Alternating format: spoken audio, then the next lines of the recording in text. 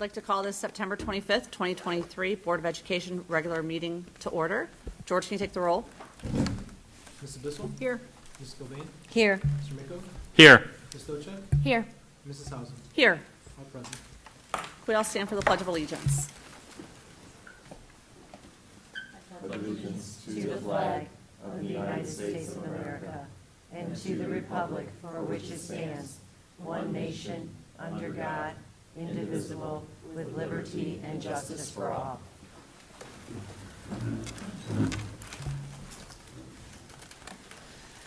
Next on the agenda are our district goals. Our district goals remain the same: financial prudence, community engagement, and academic achievement and growth.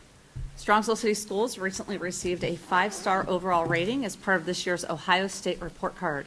Our district is one of only 75 state school districts to receive the highest rating, which for state report card is defined as significantly exceeds state standards. The 5-star rating is a testament to not only the daily work being done in our schools by teachers, support staff, and administrators, but also to our community and their continued support and partnership with our district. We'll have a more detailed look at our state report card results at the next board meeting on Thursday, October 12th. I'd like to say congratulations to Dr. Ryba and our leadership team and our parents, students, staff. It's a great thing that we got this rating, and I just want to thank everybody who was involved in making that happen. Next on the agenda is recognitions, and I will turn it over to Dr. Ryba. Thank you, Ms. Hausum. We are going to pause the OSBA Student Achievement. Haley and Sharon have been hard at work getting the new recognitions going for this school year, and so we're excited to have those starting in October. So we will start honoring students and staff next month. However, I am going to turn it over to Jenny Pelko, our Assistant Superintendent, to share a recommendation that we will have further on in the agenda. So Jenny. So as you may know, our longstanding varsity baseball coach, Doug Cicerci, has elected to kind of resign at this point and has built a wonderful varsity baseball program. And thrilled to announce that we have his successor here in the audience. Colin Pecoraro is going to be named, pending your approval this evening, as our next Strongsville varsity baseball coach for the district. Colin comes to us from Firelands High School, where he currently coaches the varsity softball team there. And in his very first year of coaching, he was named the Coach of the Year for Lorain County for that program. So that says a lot about his ability to build a culture very quickly and to enhance already the great program that we have. And I know through the interview process it was shared with me, he has a great vision for the program, and not only to keep going with the winning records that we have, but also to enhance it and make it even better. And one of his priorities is connecting with our youth within the city, and really looking at the comprehensive program from when kids start out with baseball all the way through high school. So Colin also has coached at our Premier Ohio and Stallions baseball club teams as a head coach, so he's very familiar working with baseball and kids overall. With that, Colin, I'll let you kind of come up to the podium if you want to introduce yourself, and just thrilled to have you here back in Strongsville. Thank you. No, it's an honor to be here. It was an honor to be chosen as the head coach of the Strongsville varsity program. Growing up in Strongsville, I've always loved the community. It's always been very big to me, and it's just great to be back and hopefully, again, build that culture from the ground up at the youth level all the way up and just continue a growing success and culture here. So thank you very much for having me today. Thank you, Colin.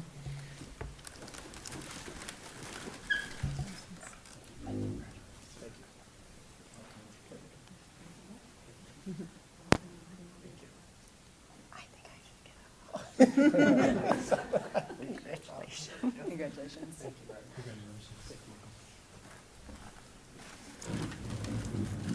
And thank you to Colin's family also for being in the audience. We appreciate it. I know you're extremely proud of him. Thank you, Jenny. Thank you, Ms. Hausum. We'll turn it back to you. Thank you. Welcome. We can't wait till spring to see those boys out there on the field. Next on the agenda is public comment. I don't have any slips, so there are no public comment tonight. Next is approval of minutes. Motion to approve the minutes from August 3rd, 2023, August 24th, 2023, September 7th, 2023, and September 14th, 2023. All district video and audio recordings will be a permanent part of the minutes. And that brings us to our treasurer's report. George. Thank you, Mrs. Hausum. I have a few items for your consideration tonight and presentation. The first one being the financial report for the month ended August 31st, 2023, which is attached to the agenda. The next, which is along with the presentation, is the fiscal year 2024 annual appropriation measure and setting the annual budget for the year. I do have the presentation of the annual budget along with the budget forecast. So put up on the screen. So for the annual budget, this is all of our funds. Normally when I'm presenting the 5-year forecast, it's just the general fund. With this presentation in the beginning, kind of give a high level on all of our funds, and then we'll kind of go back into the general fund, which is our main operating fund, on a budget forecast. In July, we approved the temporary budget for the general fund and an annual budget for the remainder of the funds. We have until September 30th to approve an annual budget. The reason I like to do the temporary budget is we have a lot of hiring over the summer and various contract changes for purchase services. So as we get those locked in and shored up, I like to use the payroll data that we have in September to build the annual budget. As everyone's already begin working, we kind of know what their salary is, the number of positions, and their benefits as well. So that's the main difference between what was presented for July versus now. Our estimated resources for all funds, our general fund, we had an unencumbered beginning balance of $44.5 million with an estimated revenue of $88.7 million for a total estimated resources for the year of $133.2 million. Overall total funds, we had unencumbered beginning balance of $83.4 million, estimated revenues of $120 million, and total estimated resources of $203.6 million. Some of the funds that you see here the first one is our general fund, which is our main operating fund, and then we have what's called the special revenue funds, and those are made up of, you'll see like the 018, the public school support, which is kind of the principals fund for fundraising, and it's to be used for building-wide initiatives to support the building. Local grants, 019, that's where our SEF grants go. The 200 funds, which is our student-managed student activities. The 300 funds, which is district-managed student activities. And then the 400s are state grants. And then the 500 funds are federal grants. The next grouping is debt service. We have our bond retirement fund, which currently is used to pay off the debt for the high school and the middle school. And then we have our 3 capital projects funds, our permanent improvement fund, our building fund, and our 070 capital projects. Then this next grouping is kind of called our enterprise funds, which is the food service fund and the uniform school supplies fund, which those are the school fees that go into this account. And then our internal service funds, which are the internal service rotary fund, which is kind of supposed to be an in and out, and that houses our field trips, the money collected for field trips and other activity where the activity goes in and out. Our self-insurance liability, 023, that's where the Chromebook insurance goes, and then 024 is our medical self-insurance fund. Oops, sorry. And then 035 is what's used to pay our severance for the district, and that's funded by transfers from the general fund. Any questions on the grouping of funds? So the next slide is, the first slide was our estimated resources, the amount of money we have available to spend. The next slide is the annual appropriation, the estimated budget for the year. So in total, the total appropriation for 2024 is $118 million, 87.1 million of which is for the general fund, plus carryover encumbrances or purchase orders from prior school years is $3.4 million for a total appropriation of $122.2 million. And then looking at the general fund appropriation and breaking it down by function, So where this kind of the money goes throughout the district, how the budget's broken up throughout the district, in a sense, what's supported by instruction, support services, extracurriculars, and debt service. So the total general fund is $87.7 million. 40% goes to regular instruction of that total. 13 million goes, or 15 million or 15% goes to special education. And then taking that whole instruction altogether, it's 56.48 of the total general fund budget goes to instruction. 39.42 goes to support services. 1.73 goes to extracurriculars. And then 0.5% goes to debt service. I won't denote debt service. We have two issues that are paid out of the general fund. It's a 2008 House Bill 264, which was a 15-year debt that was used to do energy projects throughout the district, which was started in 2018. This is the last year for that debt payment, so which is made up of $338,000. So that'll come off after this year, and then we do have a 30-year other debt issuance that was used for the acquisition and remodeling of the preschool center. So that is about $75,000 a year, and the last payment for that is in 2035. So those two payments are out of the general fund. We have the middle school and the high school debt, the 2013 bond issue, that's out of the debt service fund, and we have the COPS issue that was used to build the Muraski addition. That's out of the permanent improvement fund. And then total the amount per pupil that is funded by the general fund, it's taken the dollars divided by the current enrollment for the year is $15,373, which is a $1,000 increase from last year.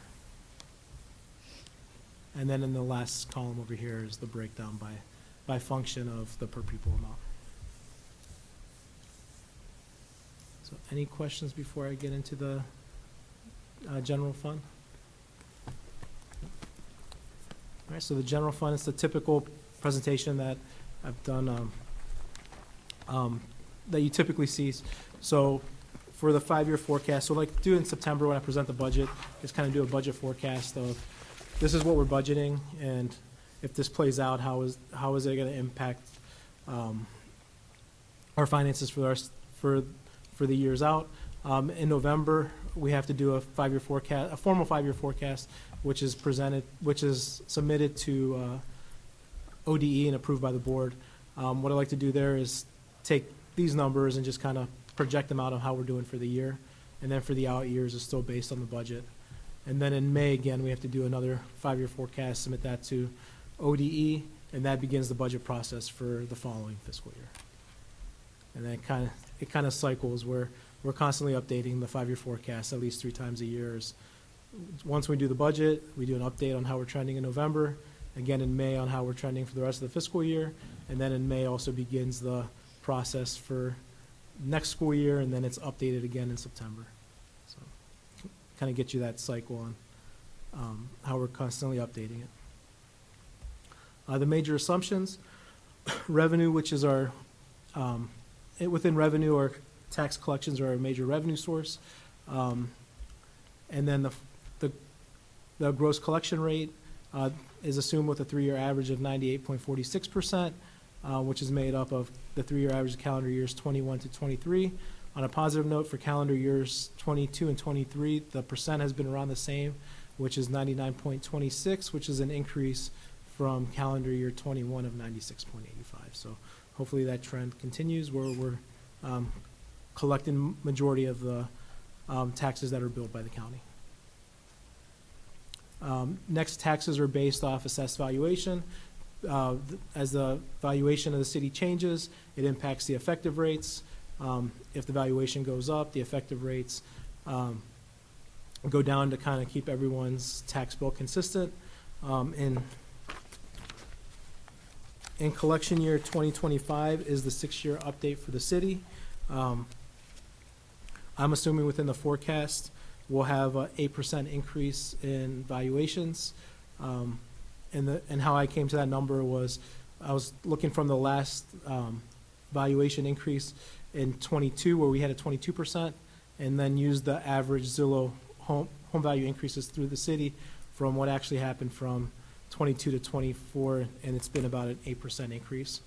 And when the county does it, they're looking at what's the actual value to market currently. So assuming that it's going to be close to an 8%, and then in calendar year 2028 is going to be the 3-year update from that 6-year update. So I have an estimated 5% increase, which has kind of been trending right now. So we'll see how it plays out. Needed to put something in there, and that's how I was able to come up with a good rationale on how to project those increases. And then public utility values, those increased by 1.78%, and during that was during 22 and 23 they increased to 6.4%, and the forecast assumes a 6.4 annual increase, which has been the historical average. And then those are not subject to effective rates, so as those values increase, we see the true increase in those dollars.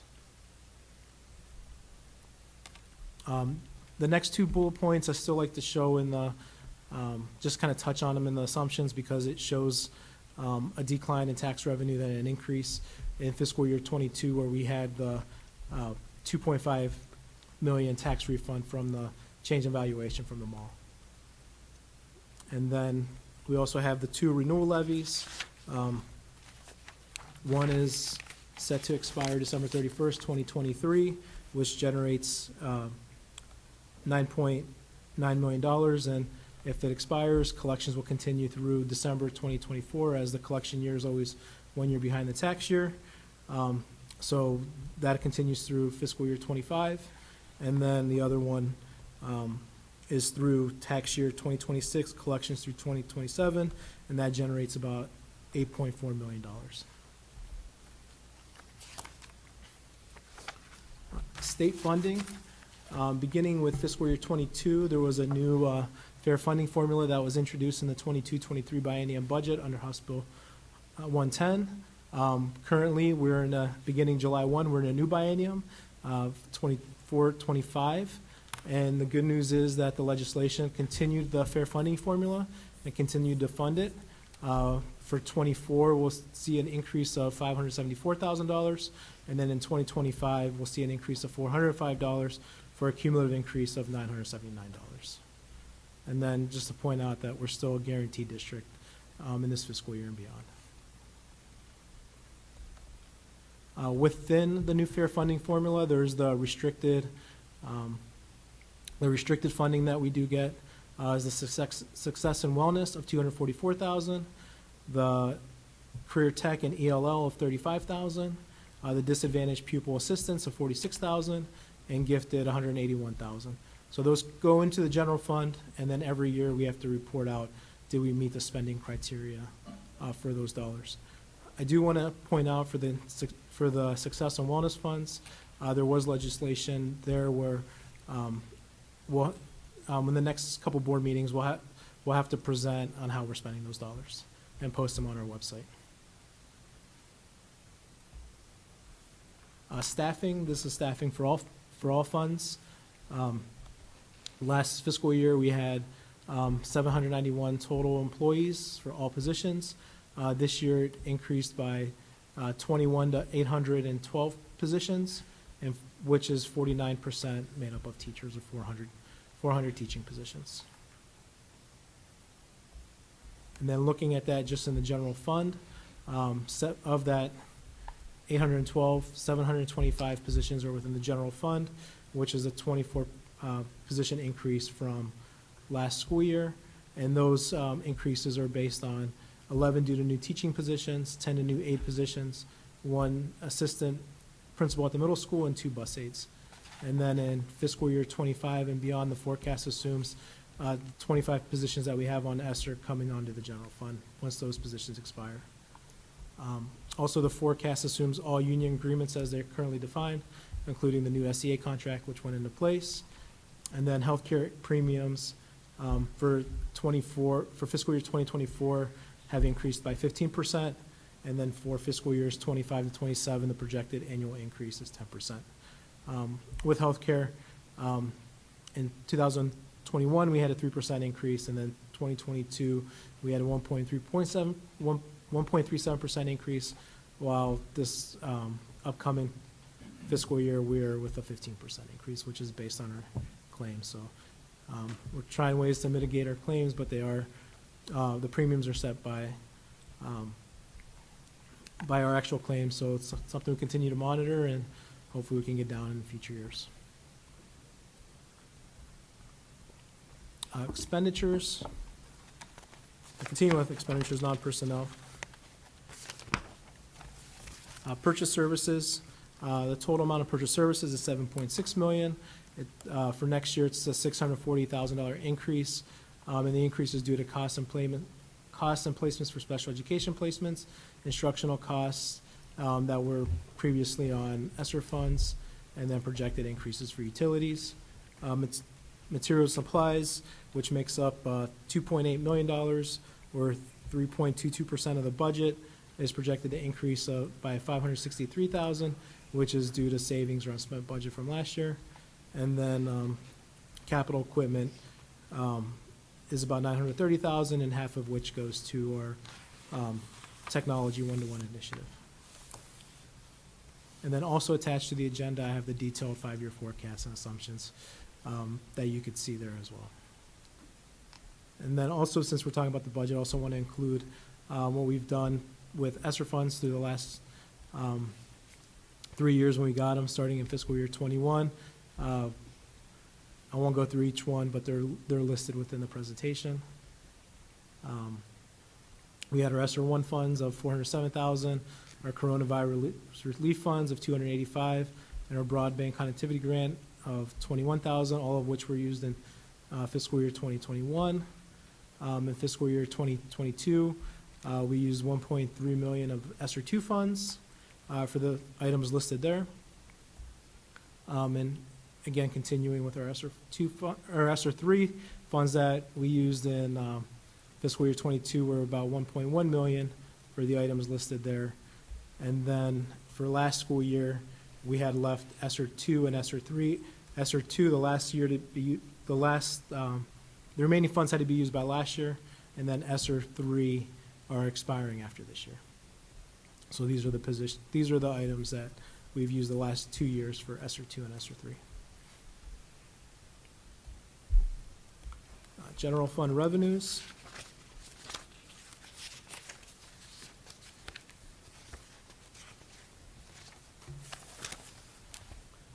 Total $88.7 million, 73% goes, or 73% or $65 million goes to local taxes, or is come from local taxes, and about 10% is from state foundation. And the rest is made up of the property tax allocation, the TIF revenue of $2.8 million, and then other revenue of $4.5 million. Local taxes, as you can see from 23 to 24, it's pretty consistent. The increase from 22 to 23 was due to the refund that I mentioned, which lowered 2022. And then what's in the peach color is the renewal, assuming the renewal levies renewed, and then in 2028, it's both renewal levies. It's the full of the current one, and then half of the one that's going to come off in 2028. Same thing with the public utility. That's not subject to the effective rate, so as that's been increasing by 6%, so as the dollars.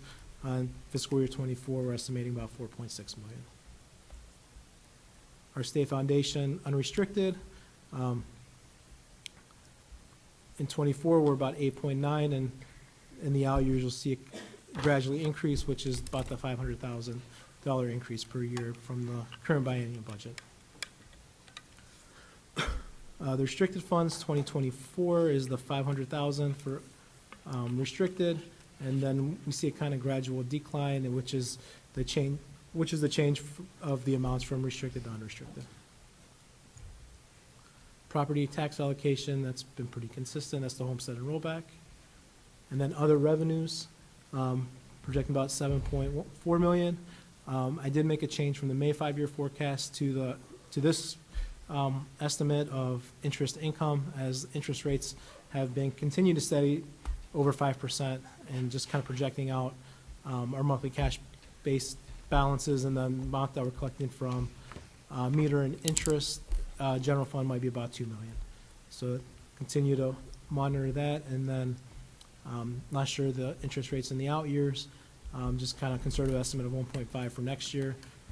The following year, 1 million, and then 800,000 in the last 2 fiscal years.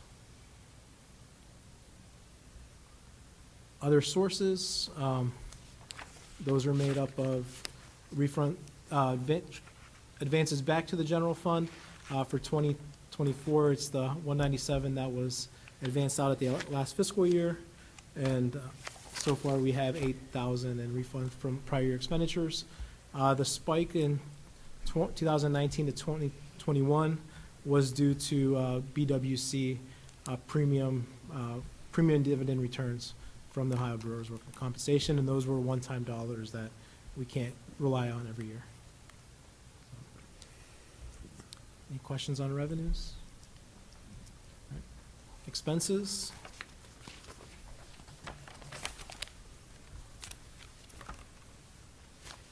Total expenditures are about 87.7 million, of which 83% or 72 million make up salary and benefits. Then 8.7 purchase services, 3.2 material supplies, and then other objects of 4% and equipment 1%. So salary and benefits is our major expense within district, as naturally we're people industry. Salaries will continue to see based on our with the addition of positions and then our negotiated agreements, we'll continue to see an increase in salaries and along with benefits as well. With increase in premium cost, and then also with as salaries increase, the corresponding benefits that are dependent on salary also increase as well. Purchase services, we have the increase of about 600,000 from 2023 to 2024, which was kind of due to unspent savings. And then same with materials and supplies, an increase of about 500,000 for a total of $2.8 million budget. And what that's made up of is instructional supplies of 326,000, office supplies of 82,000, textbooks of 776,000. You'll see the decrease in textbooks in 2025, and the reason for that is this year is an increase because we didn't spend our textbook budget this year, where we carried it forward and for this year to do a bigger adoption. So that was an intentional carry forward. Software about 358,000, fuel 350,000. We've been averaging about 35,000 a month for 10 months. So that's how that number came about. And then building and cleaning supplies of 363,000. Capital outlay, as I mentioned earlier, 930,000, half of which is for the one-to-one initiative, technology initiative. General fund debt, touched on those two bond issues, or those two debt issues within the general fund earlier. And as you can see, the one is going to drop off after this school year. Other objects make up about 1.4 million, and what goes into other objects are county auditor fees. Our county auditor fees of 972,000, liability insurance of 170,000, annual audit fees of 50,000, and 30,000 of bank fees. And then transfers and advances, the one from last year kind of sticks out when we moved the 25 million from the general fund to the 070 fund. But if you look into 2024, we're projecting about 1.6 million, and that's for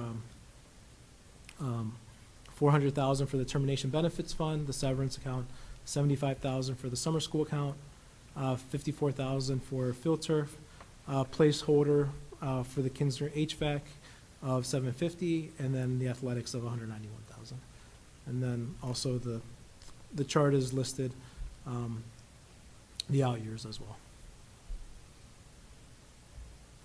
And then to wrap it up with the general, on the impact of the general fund, for 2023, we had a carryover of 44.5 million. I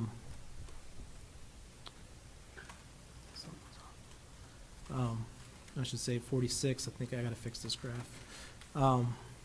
46 million. We had a carryover, the unencumbered balance, 88.7 millions of dollars of revenues, total expenditures of 87.1. So revenue over expenses about 1.6 million for this year, leaving with an ending cash balance of 45.6 million. And then in the following year, next fiscal year, if the levy is non-renewed, we have to assume within this presentation, or this graph, which is the first slide that's presented to the state, is the renewal is not part of the revenues, so we'll have a $7 million operating deficit, or expenses over revenues of $7 million, with an ending cash balance of 40.6, and then assuming if the renewal levy is renewed, then we add back the 4.9 million, so it gives us a cash balance of 43.5, and then the following fiscal year then will be 15 million. So every year that it's out, the negative increases, and then 2028 we have the 2 levies coming off. And then the next slide shows with the renewal, if both renewals were renewed, next year we would have a operating deficit of 2.2 million, the following year 5.2, then 7.3 and 9.1. So continue to monitor as we're beginning to deficit spend, and we'll continue that to see how it actually trends out, as we've kind of seen, trying to close the gap, but things happen throughout the year where we can incur savings throughout the year, and which closes that gap. And we also have premiums increase 10% each year. Hopefully we're able to mitigate that, which will reduce expenses, but as we've seen this year, it could also go the other way. So things that we continue to monitor, which try and close the gap as much as possible with revenues over expenditures. So any questions? All right. Thank you. I got 2 more items for you guys. Mrs. Howsam? Yes. If I can just compliment George, as always. Some people might find the information boring or tedious or tiring, and I know based on the past weekend, George found it tiring. However, he does a great job every year, and we can count on the numbers because George takes the time to count all the numbers. So I just wanted to thank him publicly for all his hard work. Thank you, Mr. Rico. Ditto. Thanks, George. All of Thank us.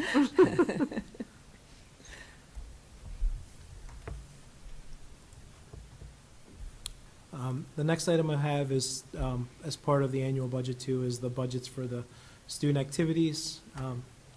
There were no changes from what was presented in June coming into the year. There was one change for SCF grants, but we also adopted that change in the July board meeting, but it's reflected in this exhibit as well. And that was the only change from going into the year until now. And we'll probably have more changes throughout the year as these activities get going. And then the last item I have is a purchase order after the fact. Be it resolved upon the recommendation of the treasurer that in accordance with ORC for after the fact invoices, the board approves the following invoice for payment, and the treasurer authorized to sign the fiscal certificate is for Amazon Business purchase order 241072 with the PO date of 9/20 in the amount of $3,117, and it was purchased on August 8th of 2022. The reason why it's a year old is we've been holding the invoice. It was a product that was, one of the items on this invoice was damaged, and we returned it, and we were holding it until we got a credit back from Amazon. However, we can't have purchase orders open for that long, so the system closed it, and a new purchase order needed to be entered, which is why we have the after the fact now with the purchase order dates. So we do have to pay it because Amazon's holding our credit now. So we're going to pay it and then continue to contest with them to try and get the credit. So that concludes my report. Thank you, George. And just to reiterate what Rich said, I know you did have a long weekend and you lost a couple of days with us moving the meeting, so we really appreciate it. and I really appreciate how you explain it. You make it very understandable. I know it's very intricate, and it's a big budget. So Yeah, thank you. you're You welcome. do a great job.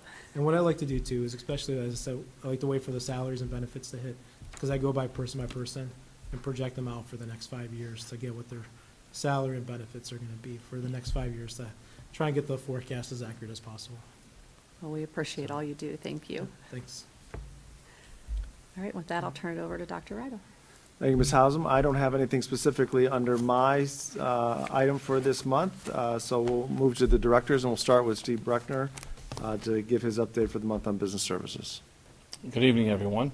There's one item under Business Services section this month, and it is a resolution for the Ohio Schools Council Bus Cooperative Bidding and Purchasing Program for this upcoming school year. Be resolved upon the recommendation of the superintendent that the Strongsville Board of Education approves participation in the Ohio Schools Council Bus Cooperative Bidding and Purchasing Program, and authorizes the Ohio Schools Council to advertise and accept bids on said board's behalf as per the specifications submitted for the comparable purchase of two 72-passenger conventional school bus chassis and bodies. This does require a separate vote. Do I have a motion? So moved. Second? Second. Motion by Ms. Stavcek, second by Mrs. Kilbane. Steve, can you explain what we're Sure. doing on? So what this allows the OSC to do, or we have a partnership for many things. What it allows them to do is, on our behalf, they gather all the information for the various school districts that they serve. They take a survey, see how many buses everybody needs, and then with that combined cooperative purchasing power, go out and say to the various vendors, what is the absolute best price that you can give? So we've done this ever since I've had this job. I think it predates me by a few years. The process from here is then they'll get back to me with what each bus costs, and then I start to work with Curtis Washington and Steve Vachon to build the buses per our needs and our specifications, and then pray that they come in time for us to use them. So as of right now, I don't know if it's going to be asked, but I got information. We are 5 buses behind in purchasing, and now that doesn't mean I haven't ordered them. I mean, they're behind and coming in. 4 conventional buses and 1 mini. And Go ahead. that's from 2 years ago, right? Pardon, yeah. Yeah. So that's the how first one backlog- is that's how backlog or works. 3 buses. Those were 2 conventional 72-passenger and then 1 mini. That was from 2 years ago, and that cost is offset by a grant that we were able to procure. The delivery date on those buses to the vendor is December, and we'll get them then about mid-January. So roughly 2 years after we ordered them. And then the second round, which was 2 more conventional 72-passenger buses, those will be in their shop around March, so we'll get them around April. It takes them about a month to put all the horns and lights and clean it all up for us, per our specifications. So my opinion is we don't want to ever stop buying buses just because we're waiting for more buses, because the rust isn't stopping. On deteriorating the buses that we have. We have a fantastic mechanical crew, but they can only do so much with all the salt and the wear and tear.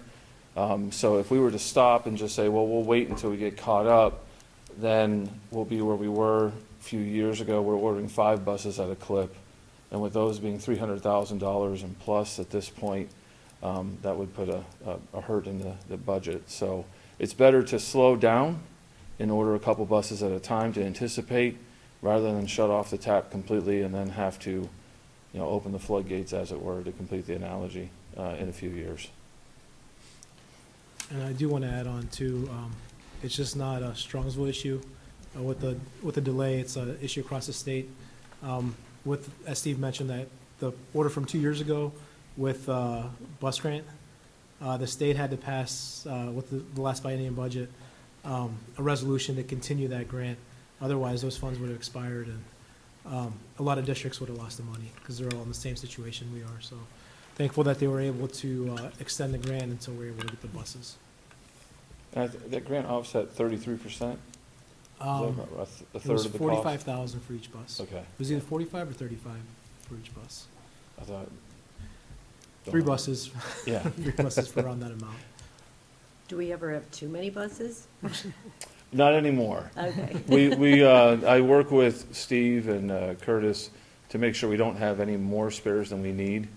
So as we will get those 5, we will retire 5.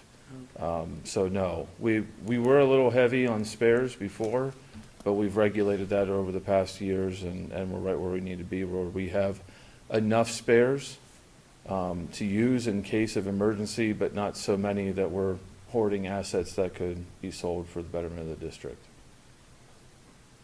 Steve, do we know if we need to be concerned about the auto strike? I haven't heard anything. I don't even, to be honest, I don't know if we would feel it at this point. We've been waiting so long.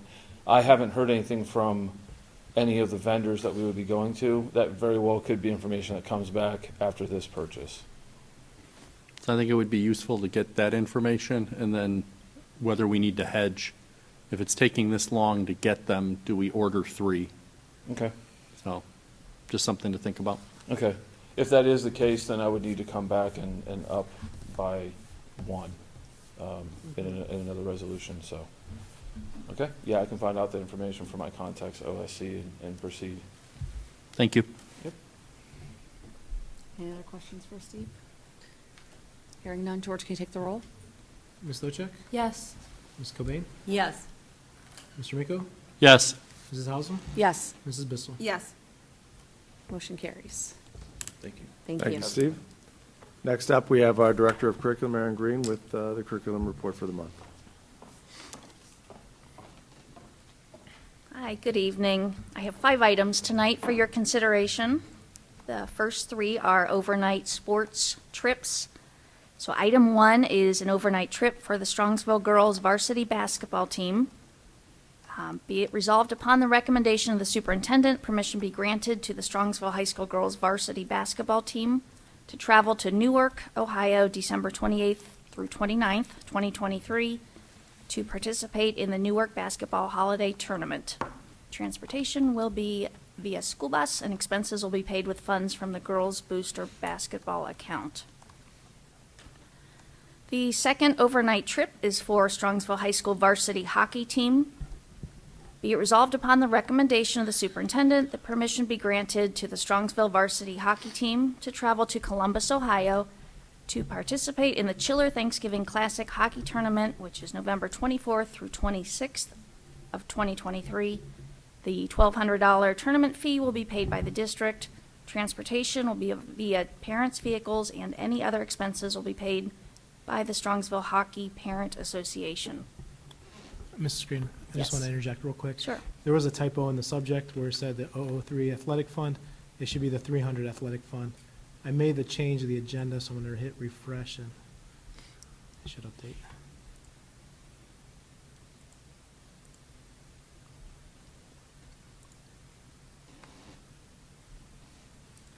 There we go. Would you like me to wait? Oh, go ahead. Oh, okay. Sorry. The third and final overnight trip is for the Strongsville High School varsity hockey team. Be it resolved upon the recommendation of the superintendent that permission be granted for the Strongsville varsity hockey team to travel to Sylvania, Ohio, to participate in preseason scrimmages November 4th and 5th, 2023. Transportation will be via parents' vehicles, expenses paid by the Strongsville Hockey Parent Association. Item 4 is an out-of-state trip for the Strongsville High School Student Council Senior Executive Board. Be it resolved upon the recommendation of the superintendent that permission be granted to Natalia Buchwald, Student Council Advisor, to travel with the members of the Strongsville High School Student Council Senior Executive Board to Arlington, Virginia, to attend the LEAD National Student Leadership Conference, January 26th through 28th of 2024. Transportation will be via rented automobile driven by Natalia Buchwald, and expenses will be paid by Student Council. And the last item tonight for your consideration is a student-teacher memorandum of understanding with Notre Dame College. Be it resolved upon the recommendation of the superintendent that the MOU between Notre Dame College and Strongsville City School District be approved as presented. Any questions for Aaron? Thank you. All right, thank you, Aaron. We have no items under student services this month, and so I'll turn it over to our assistant superintendent for the human resource report. Jenny? Thank you. Under Human Resources, I have the following items for your consideration this evening. Number 1, we have the retirement of a certificated staff member. Under 2, we have appointments for non-certificated staff. 3, an appointment for a home instruction tutor. Under 4, appointments for certificated substitutes. Under 5, we have appointments for our non-certificated substitutes.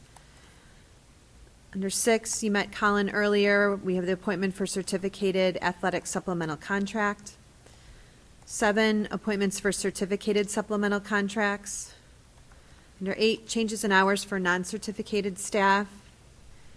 9, changes in status for non-certificated staff. Under 10, a contract recommendation for a non-certificated staff member. Under 11, we have educational upgrades for certificated staff. Under 12, a stipend for a coordinator of gifted education. Under 13, leaves of absences for certificated staff, followed by leaves of absence for non-certificated staff.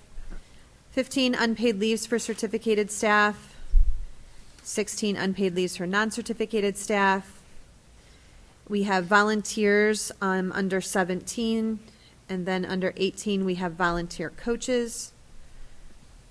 And then finally, under 19, there was a revision to the effective date of resignation for this non-certificated staff member. So it was actually on, instead of September 18th, it was moved to September 25th.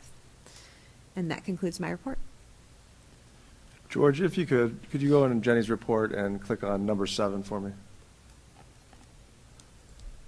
So one of the things we've talked about throughout the years is how we continue to invest in our school district and opportunities for our students. And as we talked about, we negotiated the contract with the teachers last spring, and a part of that was looking at what additional clubs, activities, music arts experiences can we have. So if you're watching at home or checking out the agenda, I would check out number 7. This does a nice job of listing new opportunities that have been brought to our students this school year because of this work. So you could see at the middle school new this year, we're going to have Power of the Pen. We're going to have Builders Club. We're going to have a math club. And although it's been there for a few years, we're now officially recognizing the Dungeons and Dragons Club as one of the 4 that were selected this year.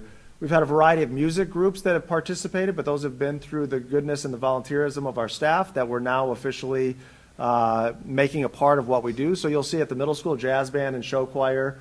You've got chamber strings in there as well at the middle school. Those will be at the high school as well. And then some additional ones at the high school. You've got English Honor Society, Art Honor Society, Academic Challenge, mock trial, as well as National History Day, which I've learned through this process is not a day, but a long, long event and competition that students participate in. So a nice highlight of some of the new opportunities our kids are going to have, and I want to thank the board for using our available finances to reinvest in our district and our kids, and excited to extend those opportunities beyond the school day. We do not have any technology report for this month, so with that, that concludes my report. Thank you, Dr. Ryba. Next, we have a report on Polaris Career Center. Mrs. Bissell? Yes, we held our September meeting on September 12th, and it was a quite exciting one, actually. We took a tour of 2 facilities in the building. One of them was the medical facilities, so things like pre-nursing and STNA courses run through this particular lab. And we got a full-on demonstration of the new technology that they have available. And I may be misremembering the term, but essentially they're mannequins, but they're like living, breathing mannequins. So as I was sitting there, like their chests are rising and falling, you can hear their breath sounds. We were able to touch them, and I could feel their pulse.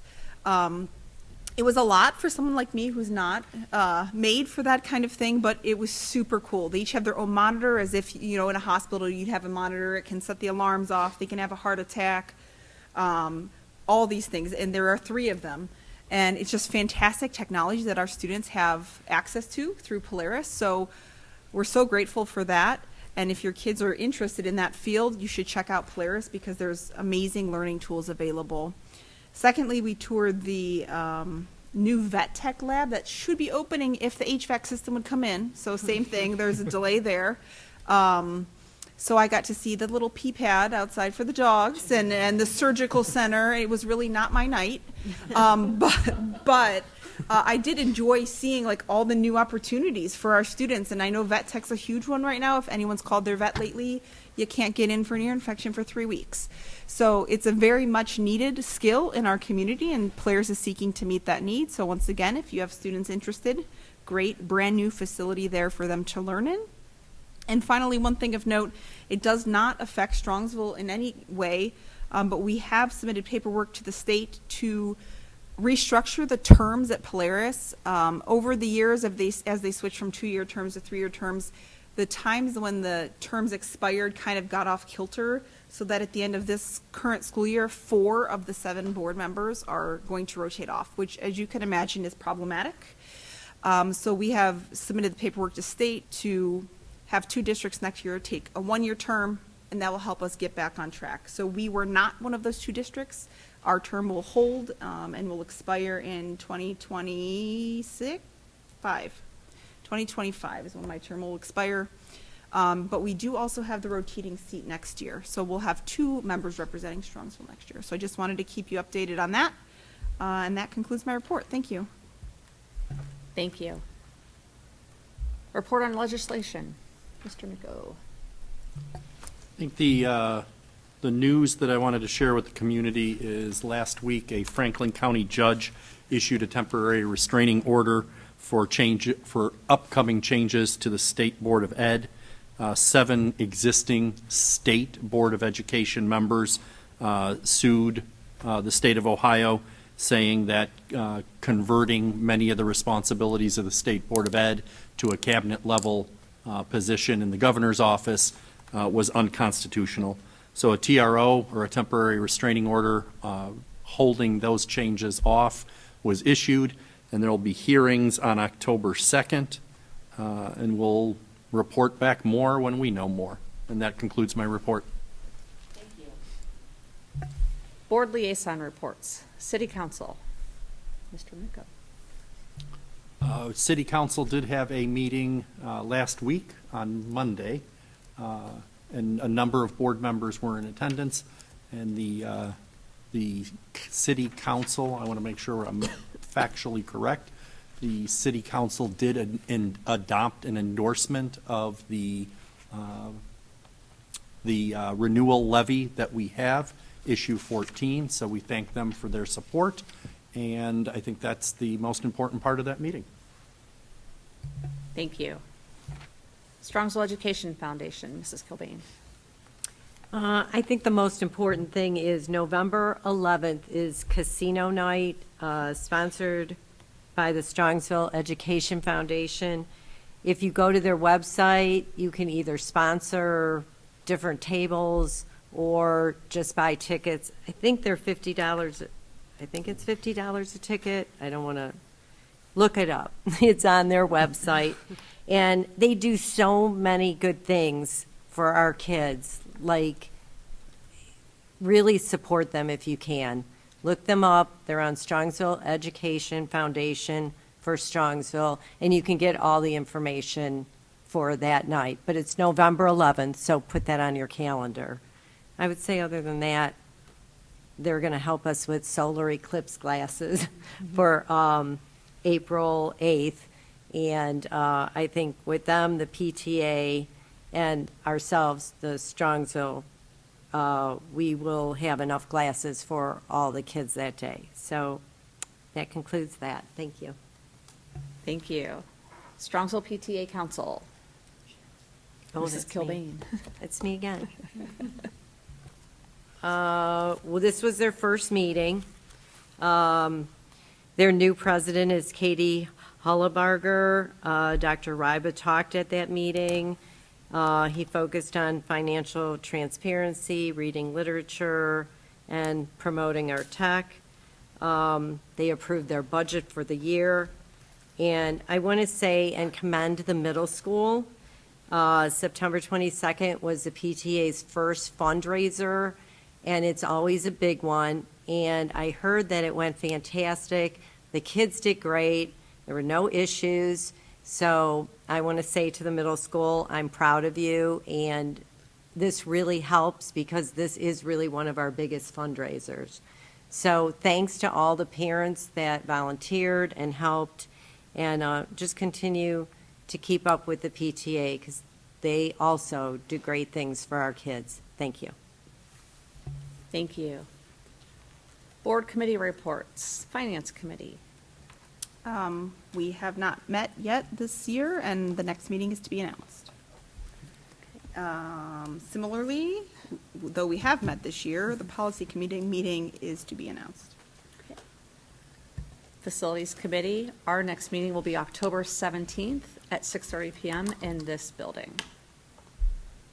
Business advisory committee. We had our meeting on Friday, September 22nd, right here at 7:30 in the morning. We discussed year one refresher and year two enhancements of what needs to be done or what can be done.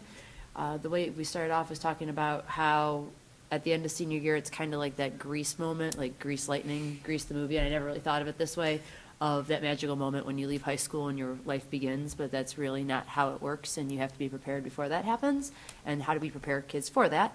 And we also talked about the fact of some kids might pick a career field, but they have absolutely no experience in it. So they might say, I really want to be an accountant, but they've never taken an accounting class or a business class. So it turns out they don't actually want to be an accountant once they get to see that.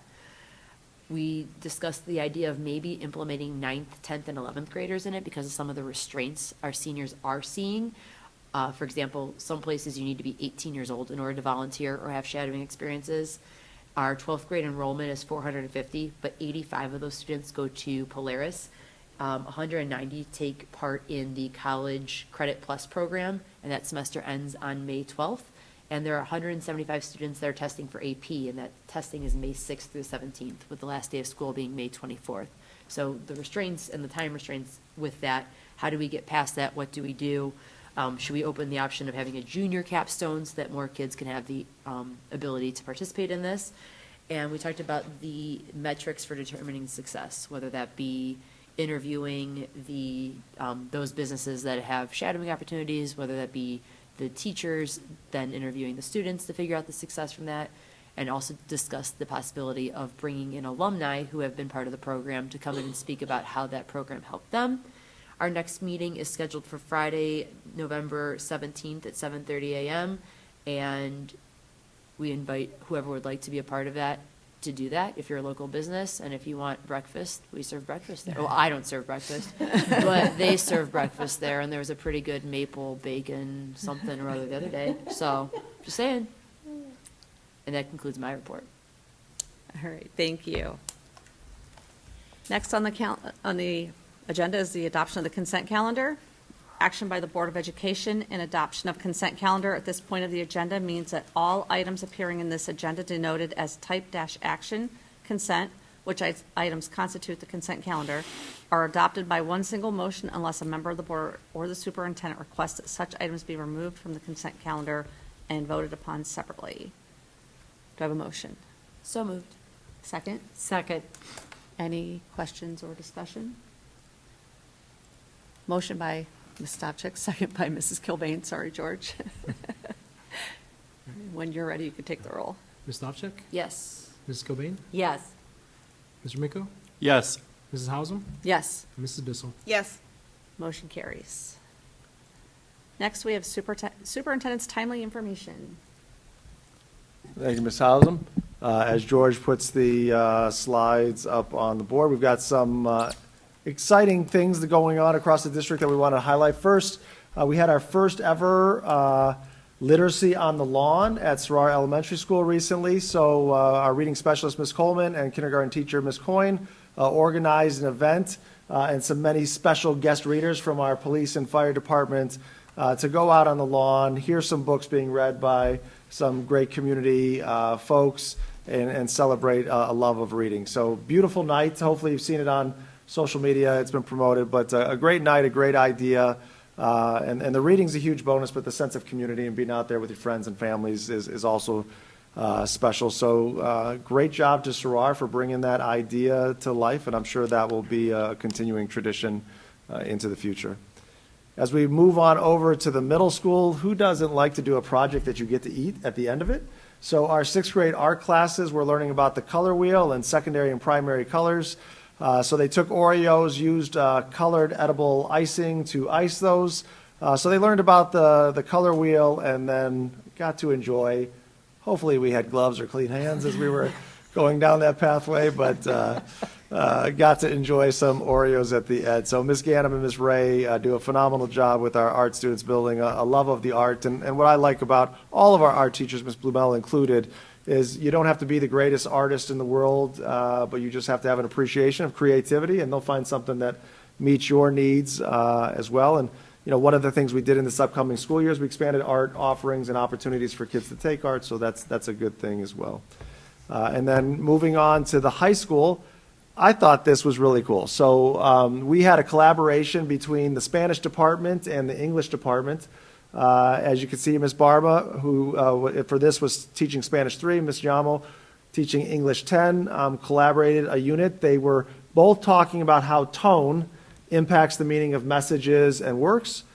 So they collaborated together, combined their classes in the Media Center, and sophomores and juniors had the opportunity to get together to look at different mediums of song, artwork, and poetry with South American influence to look how tone and that message changed depending on the tone that was used, and gave kids different perspectives from English class or Spanish class. So again, demonstrates one experience that our students had that exemplifies the phenomenal teachers that are working to meet our organizational purpose of inspiring and empowering today's learners to build tomorrow's leaders. So a couple great examples of the work being done throughout the district, and to continue to engage with our district and staff or parents and teachers coming together to support students. Just a reminder that parent-teacher conferences are coming up, and you can see the schedule on the screen. It's on the calendar on our website and our principals' newsletters as well.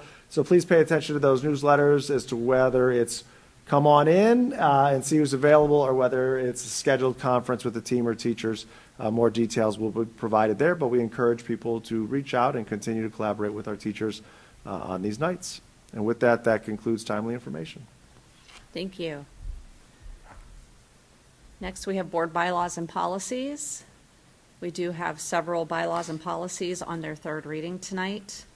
Be it resolved that the Strongsville City Schools Board of Education approves the listed bylaws and policies. Do I have a motion? So moved. Do I have a second? Second. Motion by Mrs. Kilbane, motion by Ms. Stavcek, second by Mrs. Kilbane. Do we have any questions or discussion? Mrs. Hausum, Yes. I'd like to suggest we table and pull off the adoption, I don't have the policy number in front of me, but the one about security cameras. It is a, 7740.01. one more time? 7740.01. Thank you. Yes. Video surveillance and electronic monitoring. So the reason I think we should table it is it is a new policy for us, and the technology is constantly changing, and I think it needs a little more baking to make sure we get it right before we adopt it. So if the board agrees, I'd like to table that. Which policy was it? Because I don't. 7740.01. If you scroll down, it's towards the bottom. Video. Oh, I get it. I thank you. I got it. Does anyone have any questions or comments about tabling that, or are we all in agreement? Okay, all right. I'm going to change the motion just to include that. So the motion currently reads, be resolved upon the Strongsville City Schools Board of Education approves the listed bylaws and policies with the removal Okay. of policy.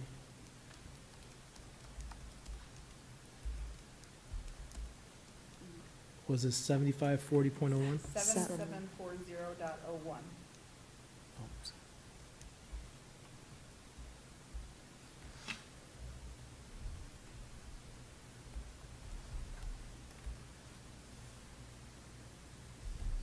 Just give me a second.